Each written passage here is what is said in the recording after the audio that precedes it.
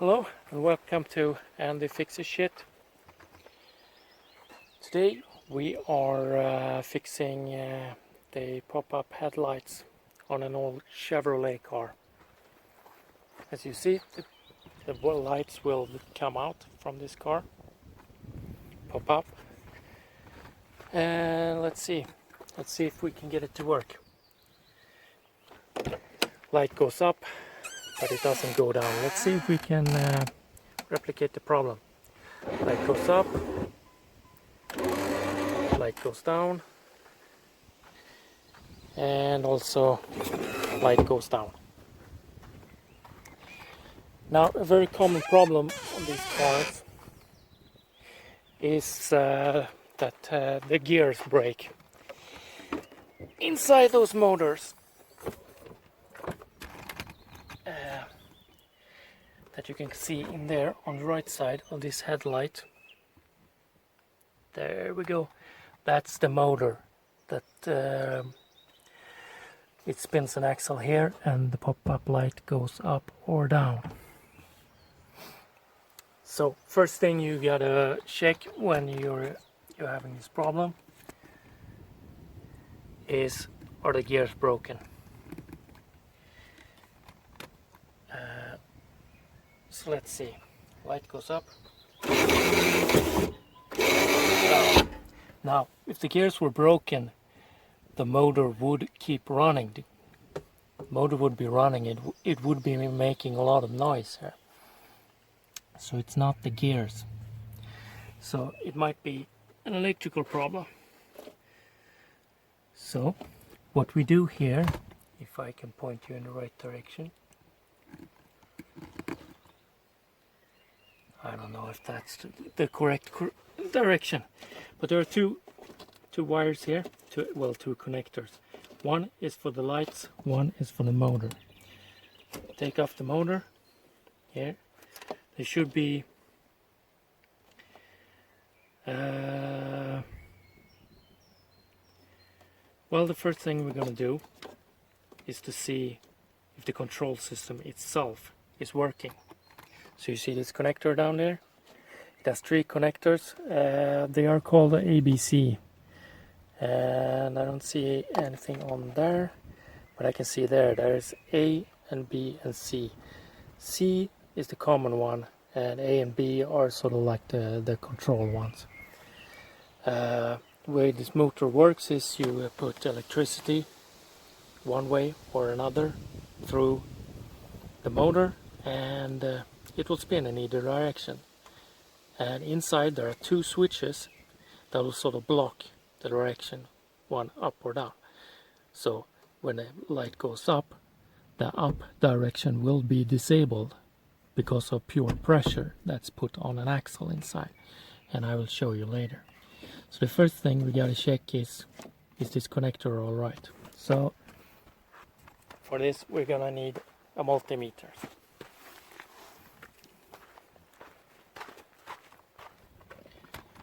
Let's see if I can get you in here properly.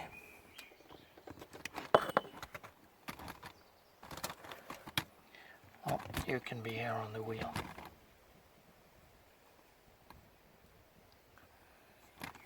Maybe you can be inside here.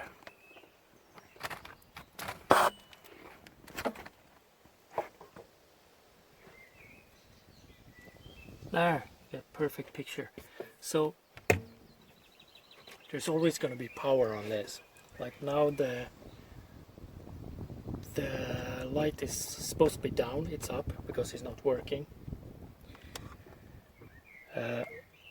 So there will be power on one of those two pins, and this will be, well, the common one. It doesn't really matter if we get a positive or negative. What we got to know is, do we get a different type of power in the two different up or down modes. So we're putting the multimeter on. I'm putting it in one here. Do we get power here? We do not get power here. Do we get power here? Yes, we do. Okay, so let's open up the light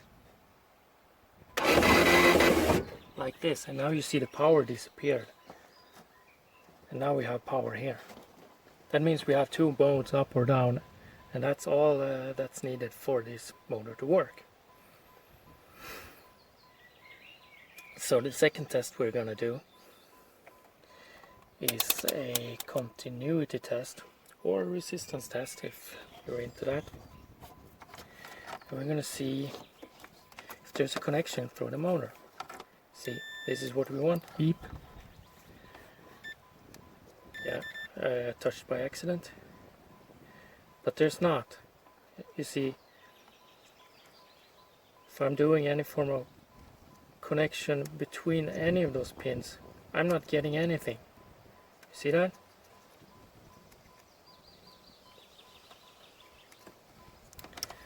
But let's see if I can get this into down mode. Hope I'm not breaking my phone now. And I'm gonna push it. There we go. I'm gonna disconnect the light. And I'm gonna do the continuity test again. Now you see I have a connection between C and B, but I never get the connection between A and C to work. So there's our problem. And there are 2 ways we can deal with this. There are 2 ways we can take off this light. If you see down here, you take the whole frame off. That's those 2 screws there. There's 1 screw up here. There's 1 screw down here. If you can see, hope I'm not having this stabilizer bar in the way. And there's also 1 here. This isn't that important, you know, so if you're testing things, you know, you don't have to put this on. It holds this little bracket here, this corner bracket, so you need to take that off. The second way you can do this, I do believe, is no, there's no way you can ever do that. What I was thinking is there's 1 screw here, 1 screw there, and 1 screw there holding the motor on. That's all. After that you can take the motor off. Problem with that is there's also the axle going in here, and there will be a nut holding in there, and getting to it might be complicated. Maybe you can take off this plastic, but I'm not going to do that. I'm simply going to take off the whole frame, and actually the whole frame is broken. You will see that later, but that's what we're going to do. And then we're going to see why we do not get the connection between, what was it, A and C was the thing. So that's it. That's how it works. I'm gonna disconnect the power to my car here, like this. And now we can start working on part 2 of this project. It will probably be the end of this phone. And for this, we are going to need 11 wrench, and 13 wrench. First of all, we disconnect the lamp and the motor entirely. And we're going to remove the bracket first, this corner bracket.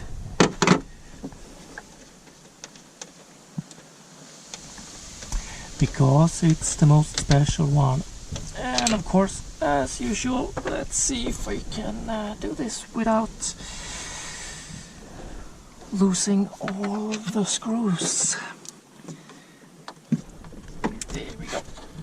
No, don't want to come out. No. Who wants to come down, right, and murder my phone? Let's see.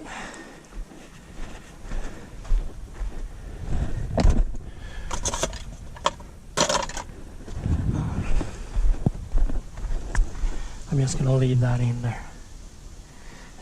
Let's see. 11 screw goes up like that. This one a little bit more tricky to find. Where is it? Is it this one here?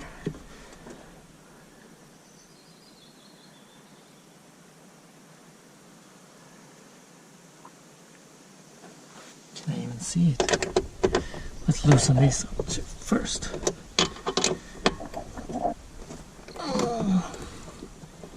And of course, getting these things back properly is a bit of a science in itself, and maybe I will show you that later. Let's see. Those screws that are holding the motor in are 10s, and the screws that are holding the motor in is 11. Maybe there are only 3 screws. How about that?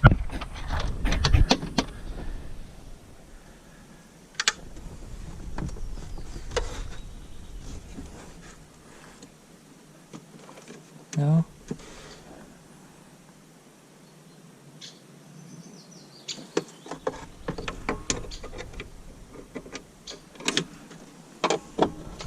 See how far we get if we loosen everything up as much as possible.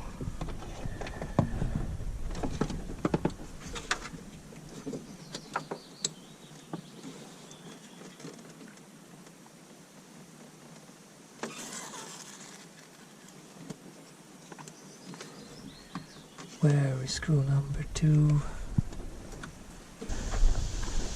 And that might actually be why I have this thing lying around.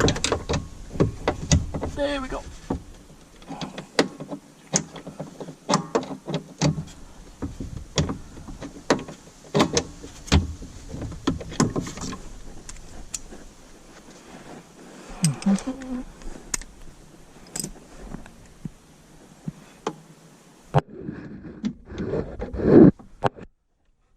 Now let's see.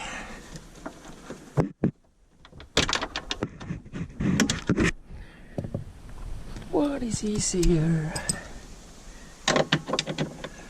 There we go. Way easier. That was the 4th screw. So 4 screw plus the one to the side from the bracket. And now we have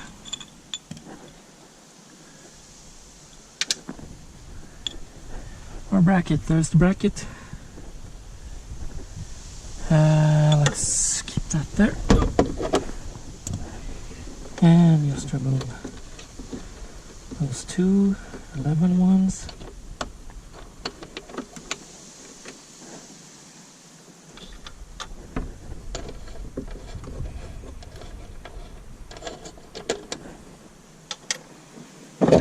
And the whole thing should come out.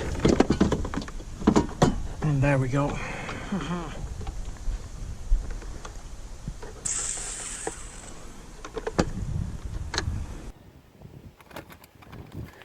There, are you proud of me? Should be. Tools for this was, did we use the 13? Yeah, we used the 13. And we used 2 11s. That was the 13. Yeah, that's all we needed. Okay, next segment we will be taking this thing apart. I will see you later. What I'm doing. For this we need screwdriver, Phillips, also screwdriver, this one Torx, I don't know what the original is, 10 socket and 7 socket. So first we're gonna get the shroud off. How do we do this? As you see, that one is broken. Need to be replaced. So let's see what we have. Here we have 2 7mm.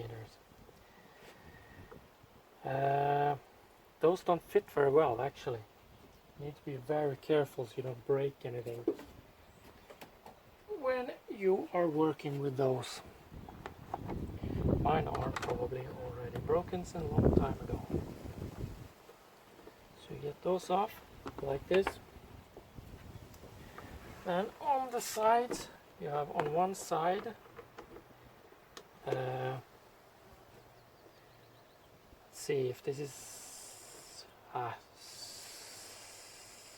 because somehow it was important. Yes, Torx will go on the motor side, and the normal Phillips screws will go on the right side.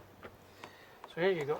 Okay, as you see, we don't really get any good access to it, but we can screw on the motor like this. If you do this on a car and the motor starts, it will hurt like hell. Just so you know, won't kill you, but it will hurt. See if I can get the towel on here a little better. Like that. Get the Torx out. Torx will be on the motor side. This one, this thing falls off by itself almost. And this part is the worst one. Okay, so I've been carrying around a 13 like all day, but now I don't have one, so I'm gonna have to go and get one. Now we are back in business. This thing is a nightmare to remove.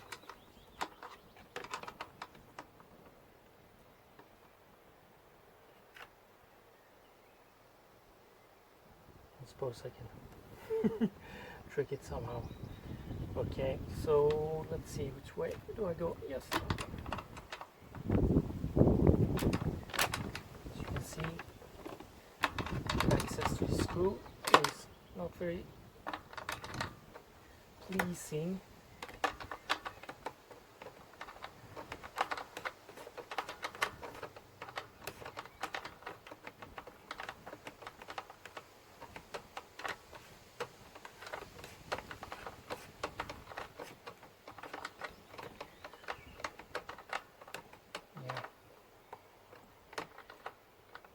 Gotta have a little bit patience for this.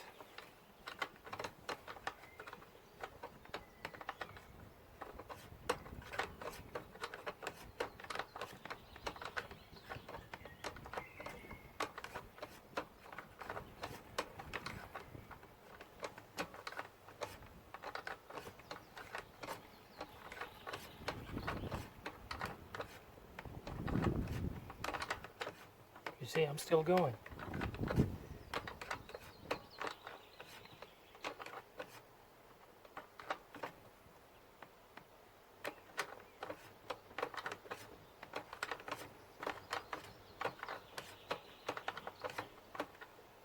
And maybe you can put another screw on here. It's sort of easier to move with a finger, because this one can't be moved by hand. Feels like a locking nut. You can replace that with a normal nut, in case you have to do this multiple times.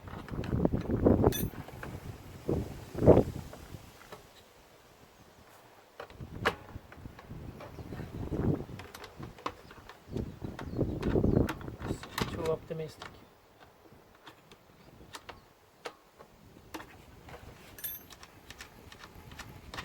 There we go.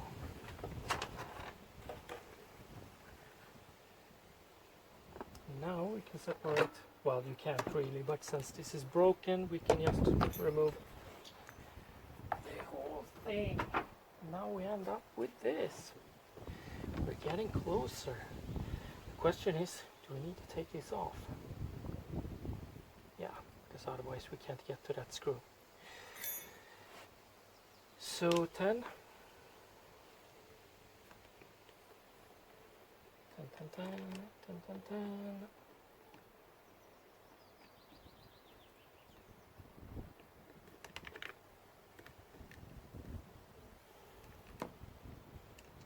There's a washer on there.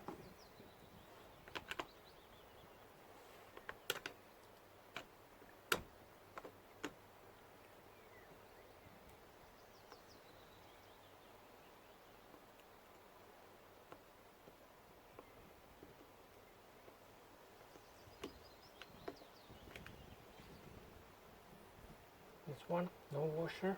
Maybe I should get one. There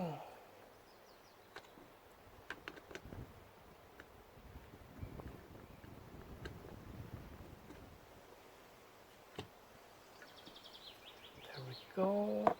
And we remove the wires from this track.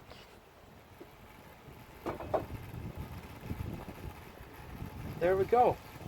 We have a motor.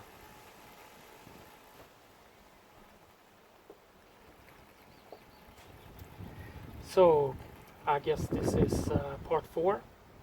In part 4 we need a screwdriver, a Phillips screwdriver, and another Phillips screwdriver.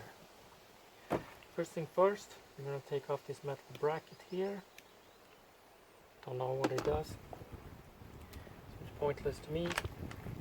And normally you want to be careful with power tools so you don't cross thread anything, or you break the patterns on the screws. I don't think this is much of a problem here. I will be more careful when I'm putting this back.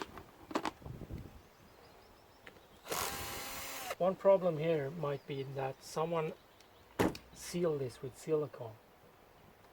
You might even be able to seal a bit of silicone. Yeah, you see there's silicone here, right?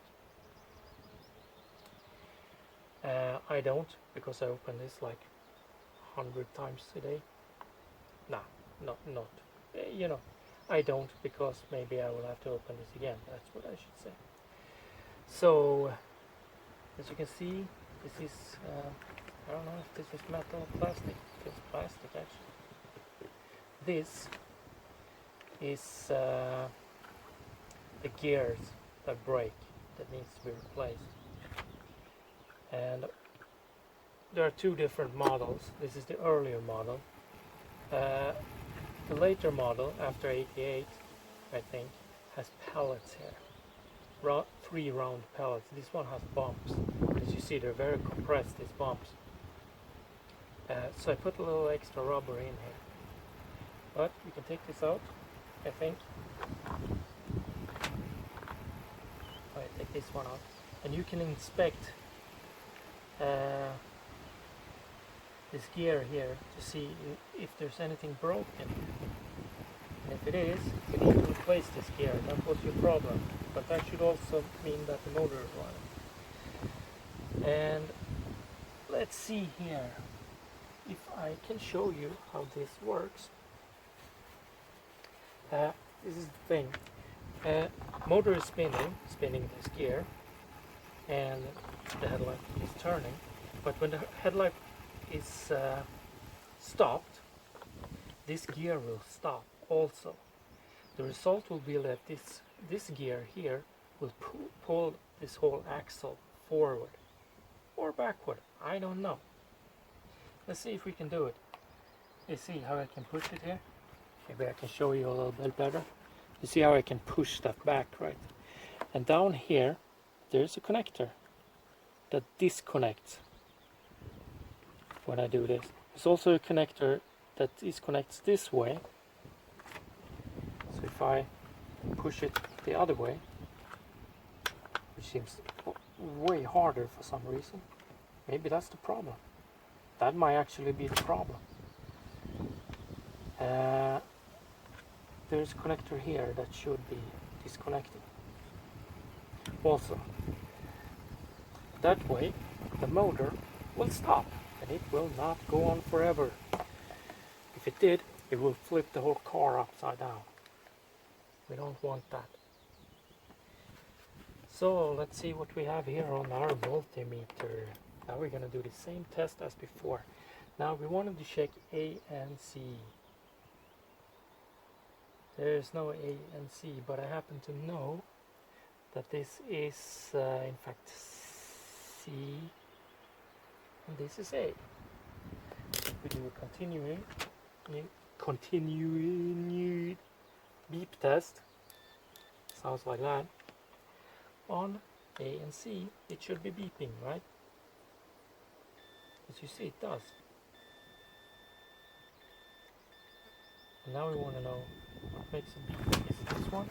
This one. Okay, so it's the upper one. When we push this up, we get a disconnection. When it's pushed down, we get a connection. See how that works? I'll show you a little. Push up, disconnect, release to neutral, middle ground, there's connection. So the question is,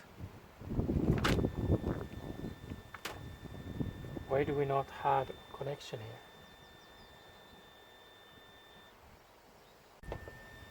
Hello again, have you missed me? I do believe that I figured out what the problem is here.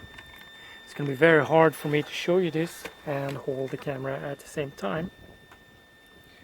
But you see this plastic angle, you see this metal here, and the angle is going outward here. Now, if I move the axle to the stopper position, this metal will be touching this material here. And when that happens, either we get a short out connection, or that's the problem. I didn't solve the problem. I solved it now. What happens is that as this metal slides up onto this weird material here, that might be some kind of aftermarket solution. When that happens, this will obviously lift like a ski going up on I don't know, some snow, I don't know, but it will work like a ski or a snowmobile, right? And it will lift this thing up. So all I really need to do is bend this thing a little bit more, or cut it off, or whatever. Just make sure it does not go up on this thing here. That's all you need to do to fix your motor for your Corvette. Okay, small update here. Now, what I did do is to bend this little ski outward a little bit. Make sure this is lined up, this brush is lined up to this collector. This one,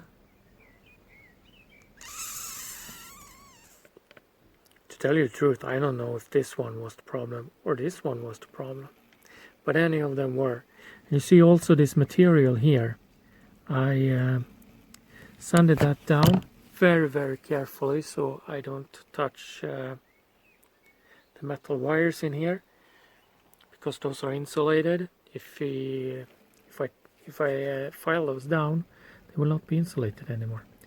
This material here I file down into a smaller slope, and I did it by turning this dial here and then see which one, where on the wheel here this material will be touching, and then I is closest to the ski slope and make it touching. And I got a cut in my face, and then I will file that area. For simple here, for instance here, this one, this slope part of the slope here, up here, is the closest point to the ski here, to the metal. And then I file a little bit there, and then find the next closest place, file a little bit, find the next closest place. And that's what I did, and I am going to test this thing now. So how do you say? Praying to God, like in Spaceballs, huh? I will see you later.